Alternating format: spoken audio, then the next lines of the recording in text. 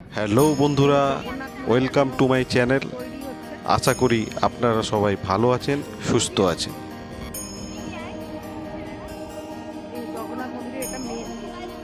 আমি আপনাদের বন্ধু বাউন্ডুলের সৈনিক চলে এসেছি নতুন একটি ভিডিও নিয়ে। বাঙালির কাছে দীঘা একটি ইমোশনের নাম, একটি আবেগের নাম। দীঘা মানে সমুদ্র, দীঘা মানে মোহনা, দীঘা মানে ফ্যামিলি নিয়ে দুদিন নিশ্চিন্তে পকেট ফ্রেন্ডলি প্ল্যানের ঠিকানা। বাঙালিয়ানার প্রাণের দীঘা। সবাই জানি এখন দীঘার সবচেয়ে আলোচ্য বিষয় হলো নির্মীয়মান পুরীর জগন্নাথ মন্দির। এই নির্মীয়মান মন্দির ছাড়াও দীঘার আশেপাশে ছড়িয়ে রয়েছে অসংখ্য প্রাচীন জাগ্রত মন্দির। এদের মধ্যে অন্যতম হল উড়িষ্যার চন্দনেশ্বর মন্দির। আমাদের আজকের গন্তব্য এই প্রাচীন জাগ্রত শিব মন্দির।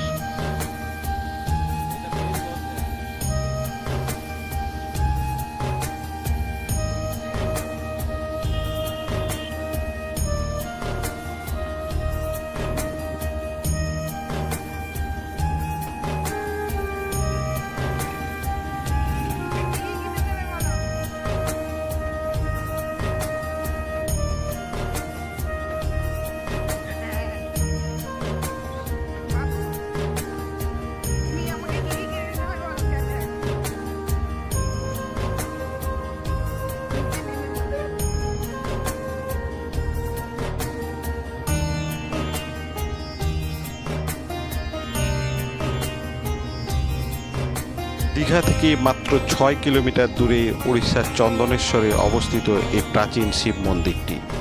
আমরা সকাল সকাল তৈরি হয়ে বেরিয়ে পড়লাম চন্দনেশ্বরের শিব মন্দিরের উদ্দেশ্যে।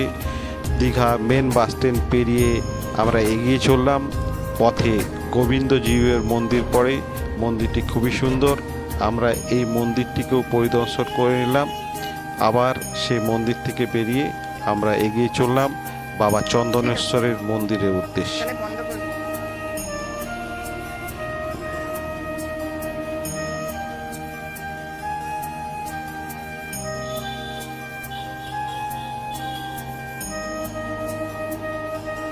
শ্রী রাধা গোবিন্দের মন্দির এটা।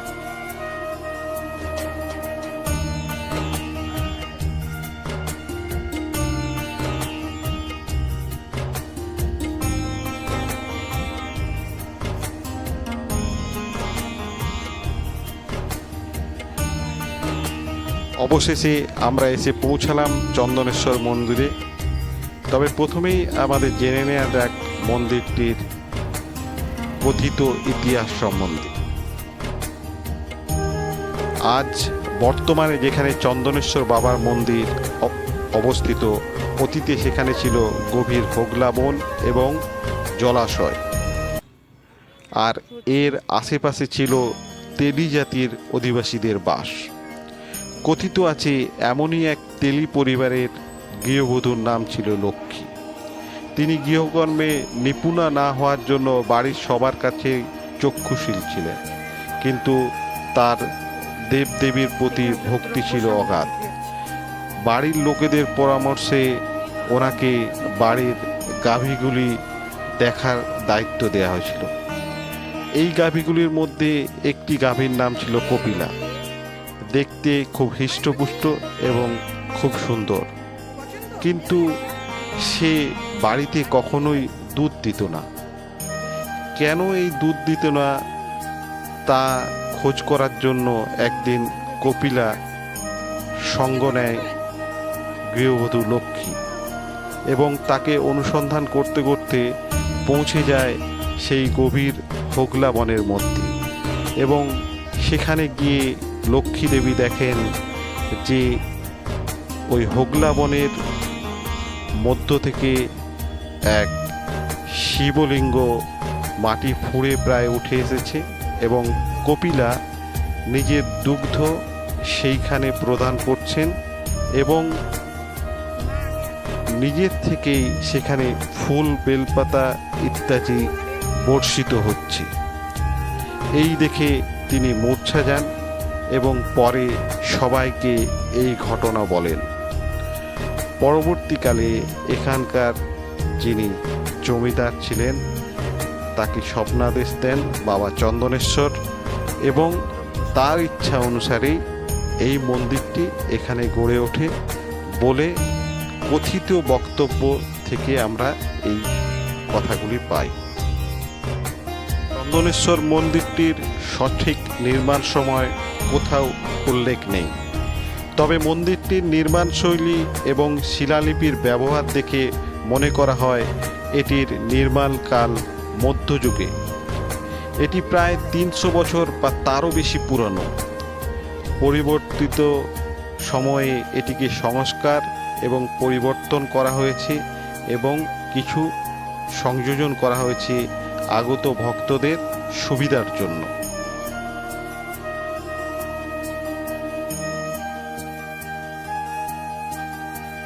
মন্দিরটি কলিঙ্গ স্থাপত্য শৈলীতে নির্মিত সুন্দর সাদা মার্বেল দ্বারা তৈরি এবং এই সাদা মার্বেলের উপাসনালয়টিতে হিন্দু পুরাণের গল্প এবং ভাস্কর্যের উপস্থাপনা আছে পুরো দেয়াল জুড়ে।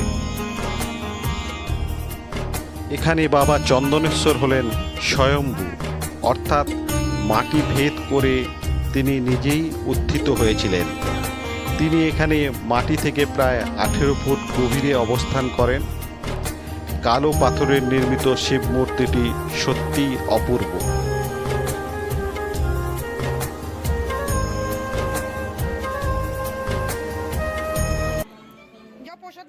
এখানে নন্দী মহারাজেরও একটি কালো মূর্তি স্থাপন করা হয়েছে। এখানকার এই কালো মূর্তিটি ভক্তকুলের কাছে একটি প্রধান আকর্ষণ হিসেবে বিবেচিত হয়। এখানে চন্দন পুকুরে স্নান করে পুজো দিলে বা দণ্ডি কাটলে এবং বাবার প্রসাদ গ্রহণ করলে সংসারে অশান্তি দূর হয় এবং ভক্তদের মনস্কামনা পূর্ণ করেন বাবা চন্দনেশ্বর। এখানে বলে রাখা ভালো, চন্দন পুকুরটি হলো এখানকার সেই পুকুর যা মন্দিরের পাশেই অবস্থিত এবং সাধারণত ভক্তরা এখান থেকে জল নিয়ে বাবার মাথায় ঢালেন। এই মন্দির চত্বরের ভেতরে রয়েছে জগন্নাথ দেবের মন্দির, গণেশের মন্দির, শ্রী শ্রী সিদ্ধিদাতার মন্দির, সেই সঙ্গে বহু দেবদেবীর মন্দির। আর ভেতরে জীবন্ত নন্দীভিঙ্গিদের আনাগোনা এবং তাদের এখানকার কর্তৃত্ব আপনারা দেখতেই পাবেন এবং তাদের অহরহ অবস্থান এখানে আপনারা অনুভব করতে পারবেন।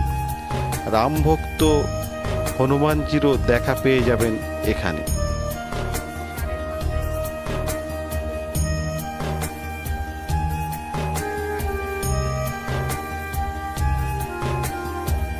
ক্যালেন্ডারের প্রথম দিন মহাবিষুব সংক্রান্তির দিনে মন্দিরে এক বিশাল মেলার আয়োজন করা হয়ে থাকে।